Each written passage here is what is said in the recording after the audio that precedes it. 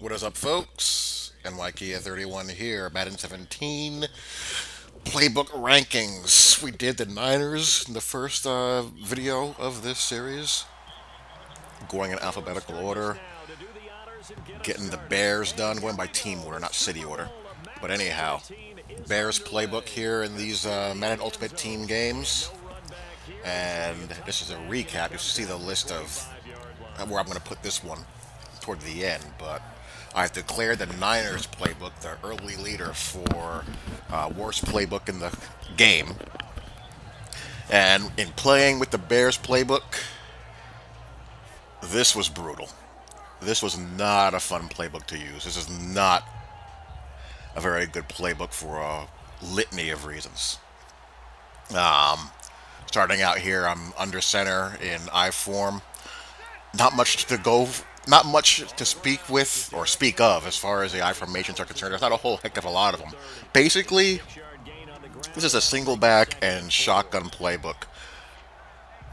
So you have three I form formations. You got I form pro and a couple of power I form sets and an I form weak. But it's mostly single back and shotgun. The I forms are just not much there. You have your standard runs, but nothing that really tickles your fancy as far as play action and passing outside of what you tend to see. The best stuff is in the single back sets. Single back bunch is nice. You get that Z option flanker drive. You got a Texas concept. You have your wide trips and you have your doubles. Like here, this is nicely done here. This is single back bunch. Clears out the user middle linebacker and just run the angle route underneath him.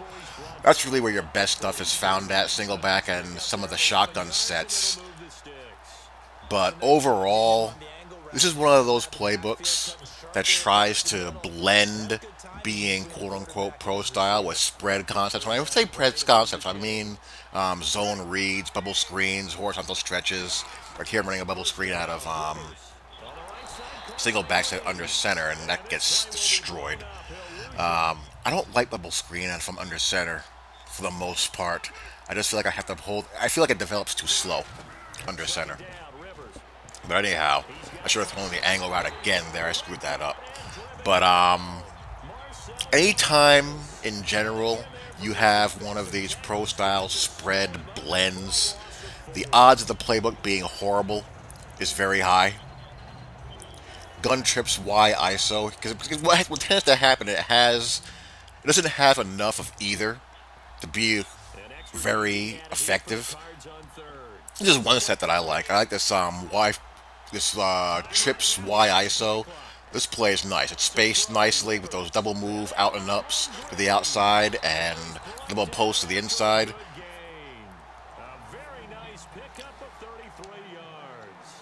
And what I like about that, those double move routes is that if you catch the DB squatting down, you can get behind them. Slot wheel, this is probably the best play in this playbook. So really the two best plays in this playbook, in my opinion, or among the two best plays in this playbook are in this formation. Again, spaced nicely, you have that pivot route, you have an out with a wheel, and I didn't control the receiver at all. I just let that up into the inside, and I was able to get behind the Tampa 2 and get a touchdown, and plus you have a backside dig. But other than that, this was like pulling teeth. And one of the main reasons why it happens to have a bunch of spread concepts that don't translate that well to the game. Like this right here is a rub wheel, which sounds great, but there's no real rub action versus man-to-man. And the backside route concept is borderline useless. Now you have the spot runoff. That route is actually done pretty well. The receiver sells a slant and then settles down. And, you can hit him against zone. He just happened to drop the ball. But against man, there's no pick action, so it makes it kind of, a bang-bang play, catching traffic kind of a fair man coverage. You can hit the wheel versus man or against a cover 3 press, depending on whether he can get behind the receiver or not. But that rub concept doesn't really exist in the game because there's no pick. And you also have a bunch of inside zone reads which have the receivers doing bubble action as opposed to blocking, which would be great if it was a package play. But since they're not involved in the blocking, what ends up happening is that if you get a keep read, the odds of your QB getting blasted if those defenders don't go out to the bubble lane receivers, the odds of him getting decked are pretty good. And that last play there, another one of those useless rub concepts that creates no rub. I could have thrown the ball to the flat, or I could have taken a shot down the field. I just didn't really feel very confident in it. And here you have one of these play action reads. And the thing about these play action reads you have to look out for is whether or not they have a boot action. The route concept there is actually very nice. You have the deep comeback and the pivot route on the boot side and the double post away from it.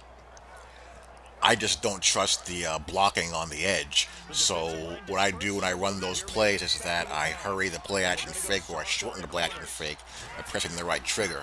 And that seems to prevent the QB from drifting wide and the blocking breaking down on that play. It seems like the wider he drifts, the higher the likelihood of the blocking breaking down, which kind of eliminates a run-pass option off of that.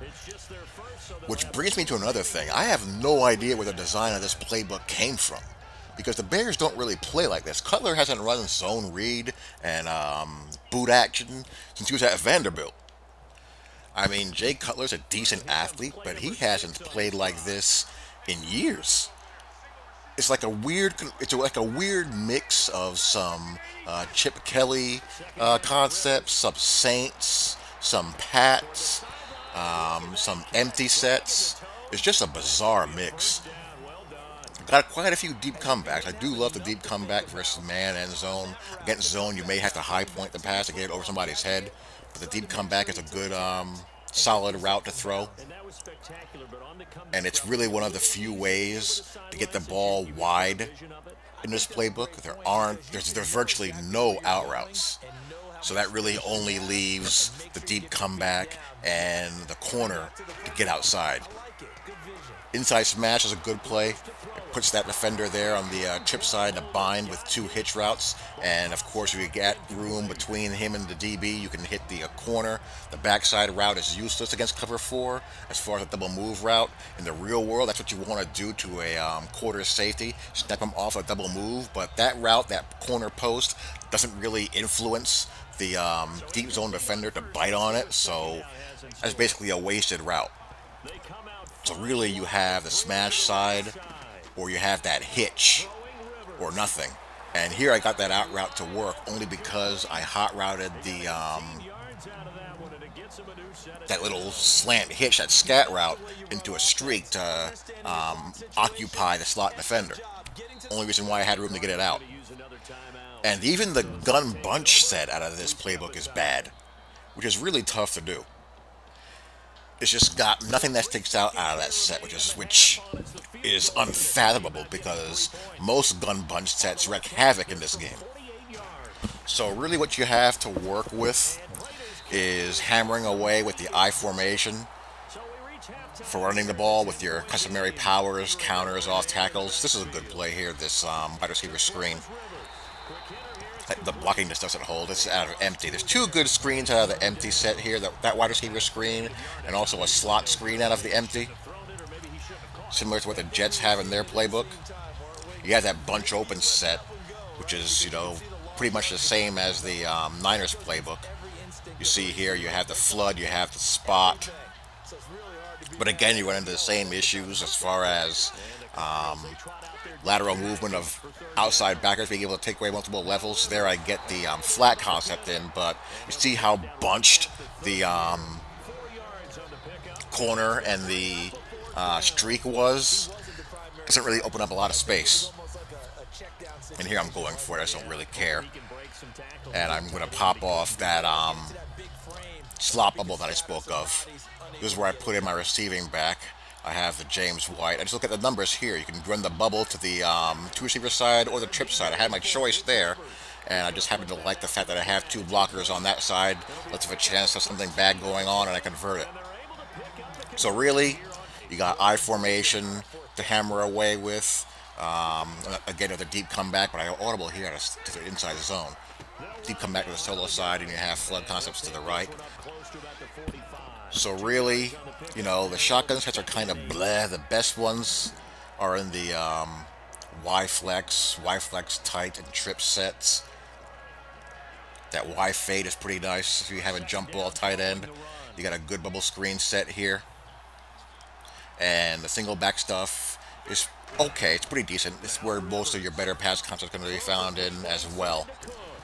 Now, do I put this behind the Niners playbook as among the worst playbooks in the game? No, but this early in the rankings, it's going to be pretty close to the bottom. As a matter of fact, I will put it one notch above the Niners at number 31. With potential to move up, but I don't see this playbook really breaking any further than 25ish or so, mid to high 20s at the best. I didn't find this a very functional, enjoyable playbook to use at all. So again, these rankings are going to be fluid; they can change. This is where we stand as of right now. Bengals are up next. Talk to you all later. Peace.